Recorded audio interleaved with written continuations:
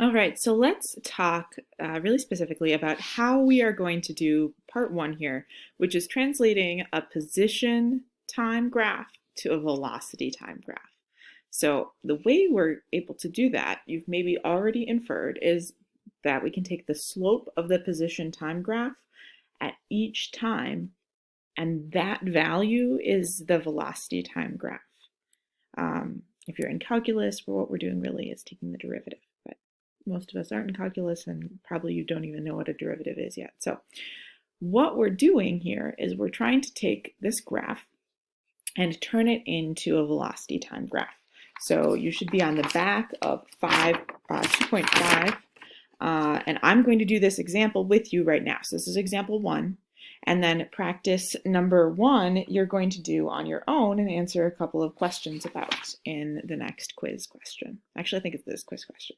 So here in example one, I want to figure out how I can take this position time graph. So x versus t, x is position. I know it's on the y-axis, tricky, right?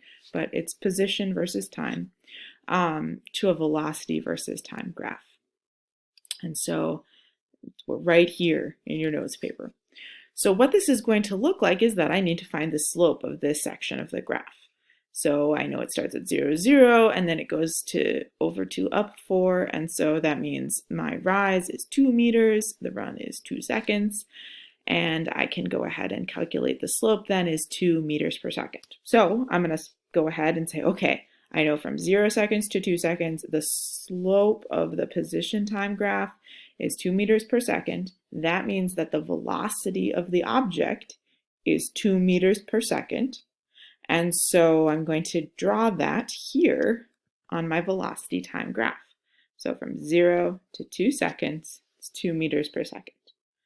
Whew. Okay, so then we have to move on to section 2. So section 2 here starts up at over 2, up 4 meters. And then it ends at, looks like 5 meters and 5 seconds, 1 meter. Okay, so take a moment, try it right now to calculate the slope of section 2 on your paper.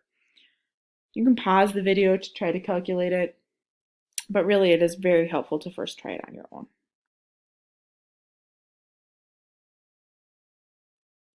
What'd you get? How fast are we going in section 2 here? Well, I can calculate that by taking the 2 points over 2 seconds up 4 meters. So here's my 2 seconds, here's my up 4 meters. And then over 5 seconds, here's 5 seconds, up 1 meter. Here's 1 meter. So I'm using point slope formula to calculate the slope. Calculating them, I get negative 3 meters divided by 3 seconds, or negative 1 meter per second.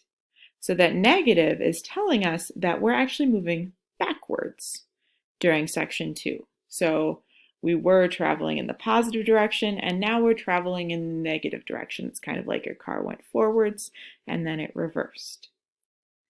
And so I'm going to graph that. So from 2 seconds to 5 seconds, we are going negative 1 meter per second. Whew, okay. Then let's go ahead and try section 3. So take a moment, pause the video, try on your own. And I'm going to go ahead and calculate that, again, using point slope formula. For my first point is the over 5 seconds up 1 meter. The last point I'm using is the over 7 seconds up, it's like 6 meters. So I plug that here into my point slope formula. I have a rise of 5 meters over 2 seconds, which is 2.5 meters per second.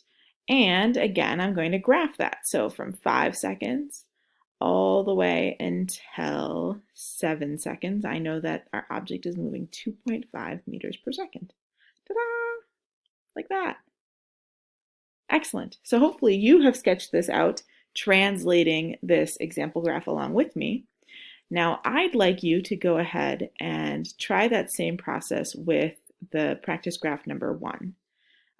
So you're going to try to calculate what is the slope at this first section here. Careful with your calculation for point slope formula. Notice that we start at 6 meters and we end here at 2 meters. This one is 2 meters still, and then let's humor me and just call that a solid 4 meters, just to make your life a little easier. So we can pretend this hits all the way up here to 4 meters at 8 seconds. So you want to go ahead and calculate this and then put your answers into the sentence fill in the blank thing below to check your answers before moving on. Well, to give me your answers before moving on to practice number 2. And some of you might notice that there's this like discontinuity that's happening here. And so this is a piecewise graph. It's non-differentiable. If you want to get mathematically involved, we're not really going to. This is not exactly a real world example because you, if you're moving at a constant velocity, can't instantaneously change your velocity. It's going to look a little bit different than this in real life. But this is easy to calculate, and so that's why we get these funny looking graphs. Awesome. Give practice number 1 a try, please.